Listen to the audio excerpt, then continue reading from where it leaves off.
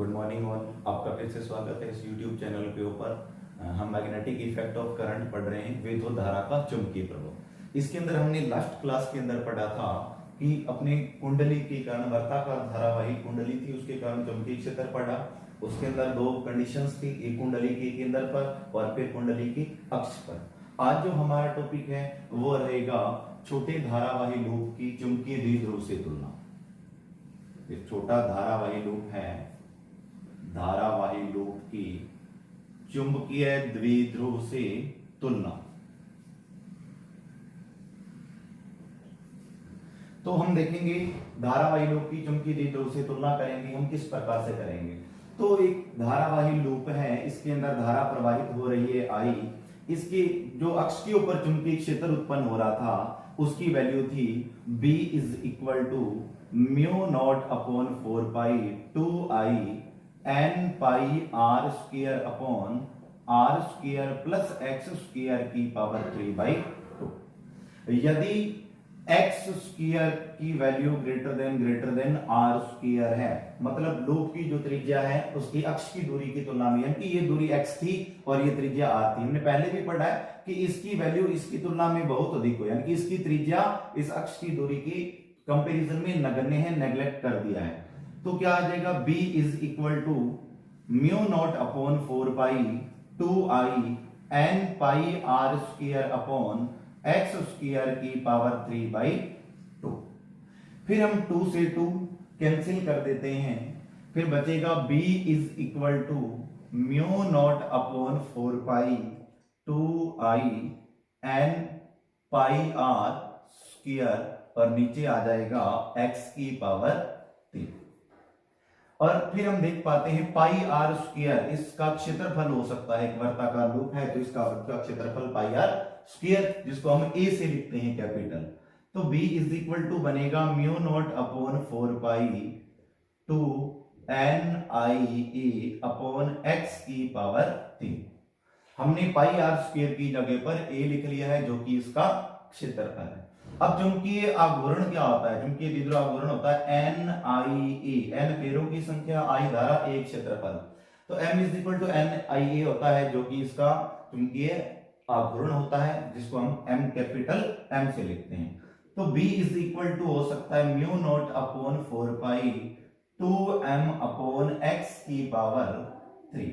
तो जो एक छोटे दंड चुंबक का जो चुंबकीय द्विध्रुव का जो है वो क्षेत्र आ चुका है आघूर्ण, तो इस प्रकार से जो एक छोटा धारावाही लूप है वो चुंबकीय द्विध्रुव यानी कि एक छोटे दंड चुंबक की तरह, छड़ चुंबक की तरह व्यवहार करता है। ये हमें यहाँ से स्पष्ट हो रहा है, जो कि ये चुंबक के लिए उसकी चुंबक होता है दंड चुंबक, उसकी अच्छी स्थिति में चुंबकीय क्षेत्र की तीव्रता का फॉर्मूला होता है। ये नेक्स्ट लेसन में आएगा, हम आगे पढ़ेंगे।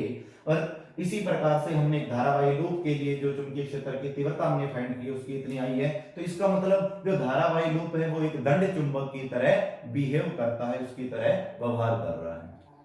फिर हम नेक्स्ट टॉपिक की बात करने जा रहे हैं, जिस टॉपिक का नाम है हेल्महोल्ट्ज कुंडलियां।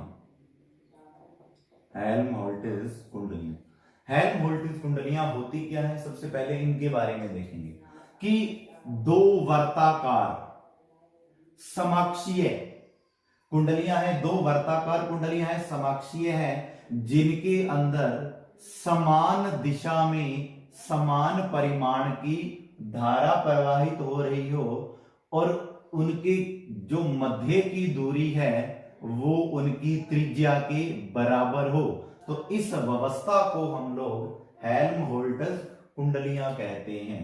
कि अपने पास दो समाक्षीय कुंडलियां ली गई है, दोनों का अक्ष सेम है, समाक्षीय लिखी है, दोनों वर्ताकार है, समान त्रिज्या है दोनों की, दोनों के अंदर धारा की दिशा भी सेम होनी चाहिए और दोनों के अंदर जो धारा का परिमाण है उसकी वैल्यू है कि फॉर एग्जांपल इसमें 5 एम्पियर है तो इसके अंदर भी 5 एम्पियर होनी चाहिए। और जिस दिशा में इस कुंडली के अंदर धारा प्रवाहित हो रही है उसी दिशा के अंदर ही इस कुंडली में होनी चाहिए। इनका परिमाण सेम, दिशा सेम, आकार आकृति सेम, अक्ष समान और इनके मध्य की जो दूरी है केंद्रों की वो इनकी त्रिज्या की बराबर होनी चाहिए। तो इस व्यवस्था को, स्ट्रक्चर को हम लोग हेल्महोल्ट्ज कुंडलियां कहते हैं।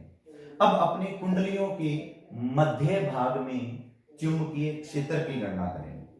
तो सबसे पहले हम बात करते हैं, ये 1 नंबर हमने ली है कुंडली और ये 2 नंबर। तो सबसे पहले देखते हैं 1 नंबर कुंडली के कारण इसके मध्य भाग में उत्पन्न चुंबकीय क्षेत्र कितना होगा।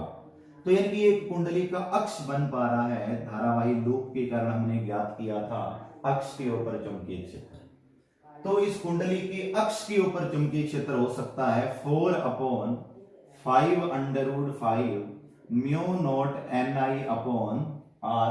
हमने इक्वेशन नंबर इसको 1 नाम दिया। इस कुंडली के कारण हमने मध्य भाग में जो चुंबकीय क्षेत्र उत्पन्न किया वो इतना होगा। हमें कैसे पता चला? हमने ये ज्ञात किया इस कुंडली की अक्ष के ऊपर चुंबकीय क्षेत्र के फॉर्मूले से। हमने पढ़ा है ये लास्ट टॉपिक के अंदर, लास्ट क्लास में, तो जिसकी वैल्यू इतनी आई थी। और इसी प्रकार से हम देखें कि दूसरी कुंडली जो है, दूसरी कुंडली के कारण इसके मध्य भाग में उत्पन्न चुंबकीय क्षेत्र की वैल्यू क्या होगी? B2 मानते हैं 4/5 mu naught Ni upon r, क्योंकि इसकी भी त्रिज्या सेम है, n फेरों की संख्या है, I धारा प्रवाहित हो रही है, त्रिज्या r है और सेम दूरी पर ज्ञात कर रहे हैं, तो दोनों के लिए जो चुंबकीय क्षेत्र की वैल्यू सेम आ रही है। अर्थात इसके कारण मध्य भाग में जो चुंबकीय क्षेत्र है वही चुंबकीय क्षेत्र इस कुंडली के कारण इसके मध्य भाग में उत्पन्न हो रहा है। यानी कि r/2 दूरी के ऊपर जो चुंबकीय क्षेत्र था वो इतना आ रहा था, x r/2 दूरी के ऊपर जो हमने फाइंड किया था आधी दूरी के ऊपर। टोटल तो r है r/2 मध्य भाग में आधी दूरी के ऊपर। यहां पर हम लोग ज्ञात कर पा रहे हैं कि ये इसकी जो दूरी है r/2 हो सकती है। तो इस प्रकार से हम इसके लिए चुंबकीय क्षेत्र ज्ञात कर रहे हैं, तो इतना। इसके मध्य भाग में हमने मान लिया बिंदु P है ये, तो बिंदु P के ऊपर इस कुंडली के कारण चुंबकीय क्षेत्र इक्वेशन नंबर 1 से आया है। दूसरी कुंडली के कारण बिंदु P पर जो उत्पन्न चुंबकीय क्षेत्र है इक्वेशन नंबर 2 से आया है। बिंदु P पर हम नेट चुंबकीय क्षेत्र की बात करते हैं, कुल चुंबकीय क्षेत्र की। तो कैसे प्राप्त होगा कुल चुंबकीय क्षेत्र? देखते हैं, B = B1 + B2।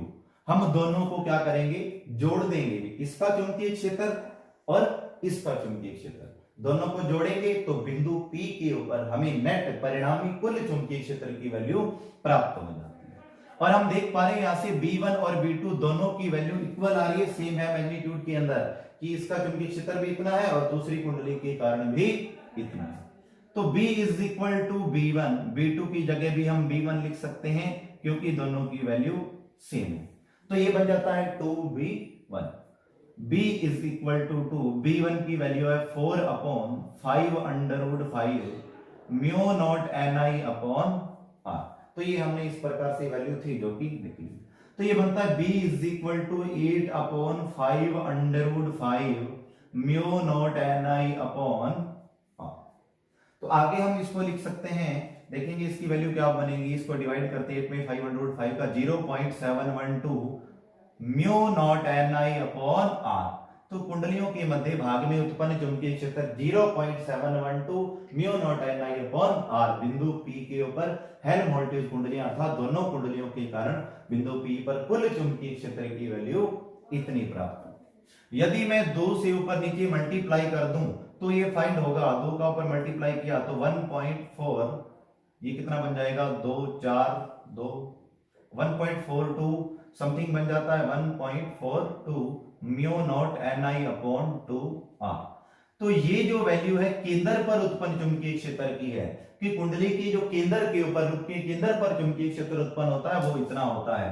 तो 1.42 B केंद्र की जो हेल्महोल्ट्ज़ कुंडलियां हैं इनके मध्य भाग के अंदर जो चुंबकीय क्षेत्र की वैल्यू है वो केंद्र पर उत्पन्न चुंबकीय क्षेत्र की 1.42 गुणा प्राप्त हो रही है। हम दोबारा देखते हैं इसको। हेल्महोल्ट्ज़ कुंडलियां क्या होती है, रिपीट करते हैं कि 2 कुंडलियां हैं समाक्षीय कुंडलियां जिनका आकार सेम है और इनके मध्य के जो इनमें धारा प्रवाहित हो रही है वो समान परिमाण की और समान दिशा के अंदर है और इनकी जो त्रिज्या भी इक्वल है। इनके केंद्रों के मध्य की दूरी इनकी त्रिज्या के इक्वल आ रही है। तो इस कुंडली के कारण बिंदु P के ऊपर इसके मध्य भाग में उत्पन्न चुंबकीय क्षेत्र इतना होगा जो कि हम लोग अक्ष के ऊपर चुंबकीय क्षेत्र r/2 दूरी के फॉर्मूले से पिछले टॉपिक से फाइंड किया था। इसी प्रकार दूसरी कुंडली के कारण बिंदु P पर जो चुंबकीय क्षेत्र होगा वो इतना होगा, दोनों की वैल्यू सेम आ रही है क्योंकि त्रिज्या सेम, धारा की दिशा सेम, परिमाण सेम, दूरी भी सेम है, इसलिए चुंबकीय क्षेत्र भी सेम आ रहा है मध्य भाग में।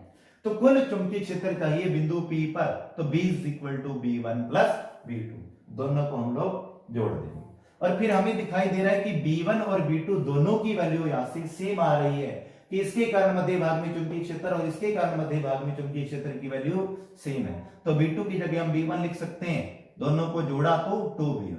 हमने B1 की वैल्यू उठा के, या B2 कोई भी रख दो सेम है, तो यहाँ पे रख दी है हमने B1 की जगह, 2 से मल्टीप्लाई किया 4 को तो 8 बन जाएगा, 8 में 505 का डिवाइड करते हैं तो 0.712, तो ये चुंबकीय क्षेत्र आ जाता है कुंडलियों के मध्य भाग के अंदर। परिणामी जो चुंबकीय क्षेत्र है हेल्महोल्ट्ज कुंडलियों के कारण इतना प्राप्त हो रहा है।